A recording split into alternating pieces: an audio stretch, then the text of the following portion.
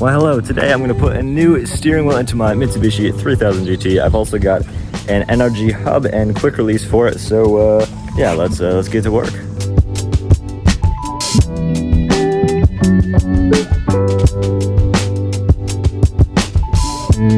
This steering wheel is a 350mm race series from Momo. I think it looks pretty sweet. The middle part is kind of a bronze color, so it kind of matches my rims, and I think that looks pretty freaking sick. So the reason I'm putting this new wheel into my car is because I don't really fit with the stock steering wheel. I can't get my hand in between the wheel and my knee, and that's obviously not ideal. It makes it really difficult to do heel and toe shifts, and I guess just drive in general. It makes it kind of tough. This wheel might not be small enough because it's actually not a ton smaller than the stock wheel. I measured it all out and I think it'll be enough, but if it's not, I can always return this one and get a 320mm. I might end up doing that, but we'll put this one in first and test it out, see if it works, and then we'll go from there. Since we're working with the airbag on the steering wheel, I disconnected both terminals on the battery and let it sit for about an hour before starting the project, just to be safe so that the airbag doesn't blow up in my face, because I don't know, that would kind of suck. On the steering wheel, there's a screw on either side that you have to just loosen up, and then you can remove the whole airbag.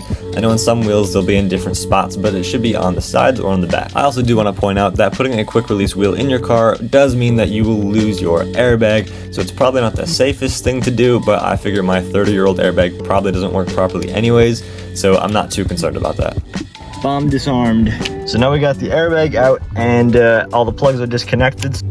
So we got the airbag out, so now there's just one bolt in the middle to remove, and then we can take off the whole steering wheel. On this wheel, it's just a 17mm bolt. Getting this loose would be a lot easier if you lock your steering wheel first, so just turning it as far as it'll go without the key in it, so it's stuck in place, and then you can break it loose from there. You're not going to take that nut off all the way right away, so just loosen it up a bit, and then you got to hit the steering wheel to knock it loose, because once they've been on there for a while, they'll get a little bit stuck. This was an absolute pain in my car because it was very, very stuck, but it came off after a good long while of just beating the heck out of it. So just work at it for a little while and it'll come off.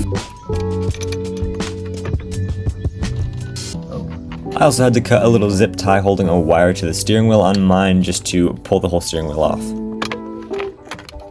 It looks like this little piece here. I don't actually know what this is, but it looks like it's going to be in the way. So I'm going to see if I can kind of take some of this apart and see if I can take that out with keeping the wires coming through and just kind of make sure it's not too important. Hopefully that works, but yeah, we'll see if that works.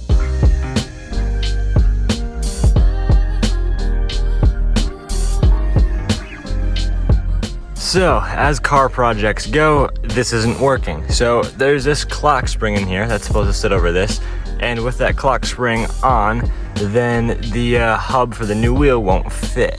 However, I can't seem to find a place to disconnect these wires at. I don't know how to do that. So I think I'm just gonna cut these wires, which is a little scary, but I'm pretty sure these are it's just the horn, cruise control, and the airbag. It's a little scary to cut those because then there's kind of no going back. But I think that's my only option to get this new wheel in. After far too long of digging in all this stuff, I finally got the clock spring out and actually disconnected it. I didn't even have to cut the wires. So that's super nice. So now I can just tuck this back in somewhere, and then we can actually get the new hub on and actually put the new wheel on. Oh, that was kind of loud.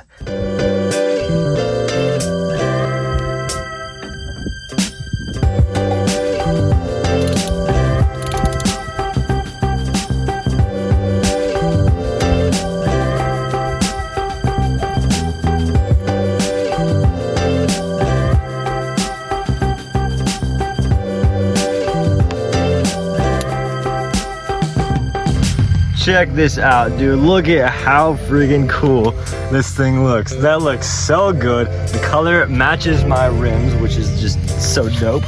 And, you know, it's not perfect, but there is more room in between my leg and the wheel now.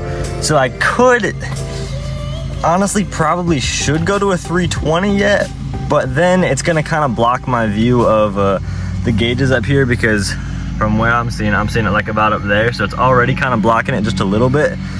But I don't think that's the end of the world. It's better than it was for sure. And now, of course, the cool part, the best part of all, I can just take it off. Look how cool that is, man. And I can just pop it right back on. Yeah, dude, this thing is sick. So the stock wheel right here is definitely a bit bigger, and I don't know, it looks like an old car steering wheel, but this one is just like, this one's cool, and I can just like take it out if I want. That's pretty sick.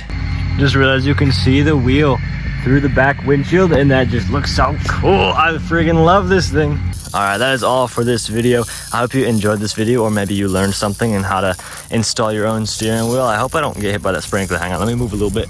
But anyways, yeah, I'm super excited to do a little bit more with this car. The next thing to do is to figure out why it's leaking clutch fluid and fix that issue. So I'll have a video about that coming out pretty soon, because I'm gonna keep working on that. So for now, if you want to see more videos on this car, you can click right up here or here on the screen for some videos on that, and I will see you over there.